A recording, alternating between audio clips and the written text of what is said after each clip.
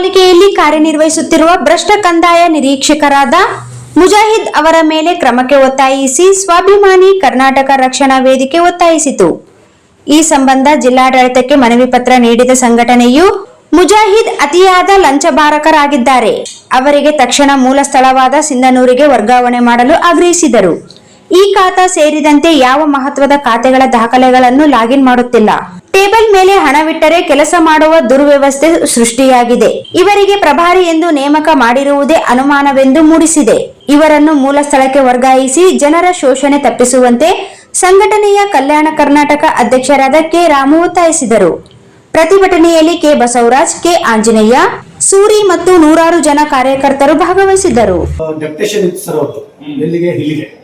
ಅವ್ರದ್ದು ಇರ್ತಕ್ಕಂಥದ್ದು ಸಿಂಧನೂರು ರೆಗ್ಯುಲರ್ ಇವ್ರು ಏನ್ ಮಾಡ್ಕೊಟ್ಟಿದ್ದಾರೆ, ಇಲ್ಲಿ 6 ತಿಂಗಳ ಅಂತ ಹೇಳ್ಬೋದು 2 ವರ್ಷ ಸತತವಾಗಿ ಇಲ್ಲಿ ಮಾಡ್ಕೊತಾರೆ.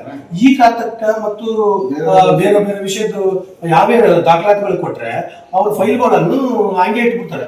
ಯಾಕಂದ್ರೆ ತಮ್ಮಂತ IAS ಅಧಿಕಾರಿಗಳೇ ನೀವು ಒಂದು ಪೇಪರ್ ಅನ್ನ ಅದನ್ನ ಮೇಂಟೆನೆನ್ಸ್ ಮಾಡಿ ಅವ್ರ ನೋಡ್ಕೊಂಡು ಅವ್ರು ಎನ್ಕ್ವೈರಿ ಮಾಡಿಸಿ ಅವ್ರನ್ನ ಇದು ಮಾಡ್ಬಿಡ್ತೀರಿ. ಅವ್ರಿಗೆ ಏನಿಲ್ಲಾರ್ದಾನೆ ಡೆಪ್ಯುಟೇಷನ್ ಯಾವ ತರ ತಗೊಂಡ್ರು, ಮತ್ತೆ ಆದಾಯ ಯಾಕೆ ಮಾಡಿದ್ರು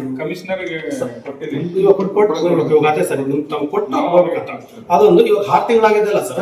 ಸುಪ್ರೀಂ ಕೋರ್ಟ್ ಗೈಡ್ಲೈನ್ಸ್ ಪ್ರಕಾರ 2 ವರ್ಷ ಯಾವ ತರ ಕೊಡ್ತಾರೆ, 6 ತಿಂಗಳು ಅವ್ರಿಗೆ ಡೆಪ್ಯುಟೇಷನ್ ಎಷ್ಟು ದಿವಸ ಸರ್? ಅದು ಗೈಡ್ಲೈನ್ಸ್ ಪ್ರಕಾರ 6 ತಿಂಗಳಲ್ಲ ಸರ್ ಇರೋದು. ಇಲ್ಲ ಅದ ಪೀರಿಯಡ್ ಹಾಕಿ ಮಾಡಿದ್ರೆ ಎಷ್ಟು ಹಾಕಿ ಮಾಡ್ತಾರೆ ಅಷ್ಟೇ. ಅಲ್ಲ ಪೀರಿಯಡ್ ಅಲ್ಲಿ 6 ತಿಂಗಳಿದೆ. 6 ತಿಂಗಳಿದ್ರೆ 6 ತಿಂಗಳು 2 ಇಯರ್ಸ್ ಕಂಟಿನ್ಯೂ 2 ವರ್ಷ ಅವರು ಸತತವಾಗಿ ಮಾಡ್ತಿದ್ದಾರೆ. ಅದು ಅಲ್ಲ ಅಂತ ಹೇಳಿ ಮತ್ತೆ ಅವರಿಗೆ ಹೆಚ್ಚಿನ ಮತ್ತೆ ಸ್ಥಾನ ಕೊಟ್ಟಿದ್ದಾರೆ, 6 ಸ್ಥಾನ ಕೊಟ್ಟಿದ್ದಾರೆ. ಇದು ಎಂತ ದುರ್ದೈವ. ಡೆಪ್ಯುಟೇಷನ್ ಕೊಟ್ಟವರಿಗೆ ಇದು ಮಾಡ್ಬೋದಾ ಸರ್? ಅವರಿಗೆ ಕಮಿಷನರ್ ಅವರು ಅವರೇ ಕೊಟ್ಟಾರ, ಅವರಿಗೆ ಹೇಳೋಣ